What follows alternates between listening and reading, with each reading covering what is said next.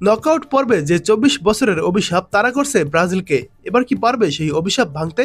দেখুন, ফুটবল বিশ্বকাপের কোয়ার্টার ফাইনালে ওঠার লড়াইয়ে নরওয়ের মুখোমুখি হচ্ছে ব্রাজিল।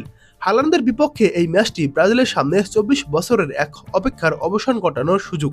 ২০০২ সালে জার্মানিকে হারিয়ে বিশ্বকাপ জেতার পর থেকে নকআউট পর্বে আর কোনো ইউরোপীয় দলকে হারাতে পারেনি ৫ বারের বিশ্ব চ্যাম্পিয়ন ব্রাজিল। ২০০৬ থেকে ২০২২ সালের বিশ্বকাপ পর্যন্ত নকআউট পর্ব থেকে যতবারই বাদ পড়েছে সেলেসাওরা, ততবারই তাদের সামনে ছিল ইউরোপের কোনো না কোনো দল। তাই ব্রাজিলের জন্য নরওয়ে ম্যাচের গুরুত্ব আরও বাড়িয়ে দিয়েছে। আবার ইতিহাসে নরওয়ে একমাত্র দল যাদের বিপক্ষে এখনও কোনো জয় নেই সেলেসাওদের। ২০০৬ সালে বিশ্বকাপে গানাকে হারিয়ে কোয়ার্টার ফাইনালে উঠেছিল ব্রাজিল। সেমিফাইনালে ওঠার লড়াইয়ে ফ্রান্সের বিপক্ষে ১০০ গোলে হেরে যায় তারা।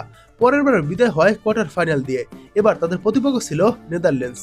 ২০১৪ সালে বিশ্বকাপ তো ভুলে যেতে চাইবে ৫ বারের বিশ্ব চ্যাম্পিয়নরা, কেননা সেবার ফাইনালে ওঠার লড়াইয়ে জার্মানিদের বিপক্ষে হেরেছিল ৭ গোলের ব্যবধানে।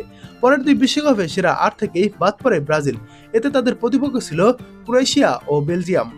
এই দীর্ঘ খরা কাটানোর দায়িত্ব এখন ইতালিয়ান কোচ কার্লো আনচেলোত্তির কাঁধে। ক্লাব ফুটবলে ইউরোপের সেরা দলগুলোর বিপক্ষে নকআউট লড়াইয়ে সাফল্যের জন্য পরিচিত আনচেলোত্তি এবার জাতীয় দলের হয়ে সেই অভিজ্ঞতাই কাজে লাগাতে চান।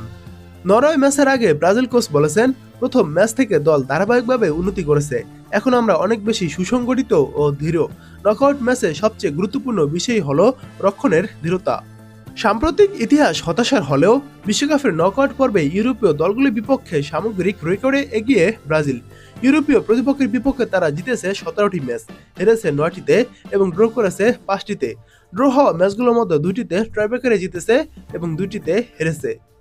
রবিবার নিউ জার্সি স্টেডিয়ামে বাংলাদেশ সময় রাত ২টায় মুখোমুখি হবে ব্রাজিল ও নরওয়ে। কোয়ার্টার ফাইনালে ওঠার পাশাপাশি ২৪ বছরের ইউরোপ খরাও কাটানোর লক্ষ্য থাকবে সেলেসাওদের।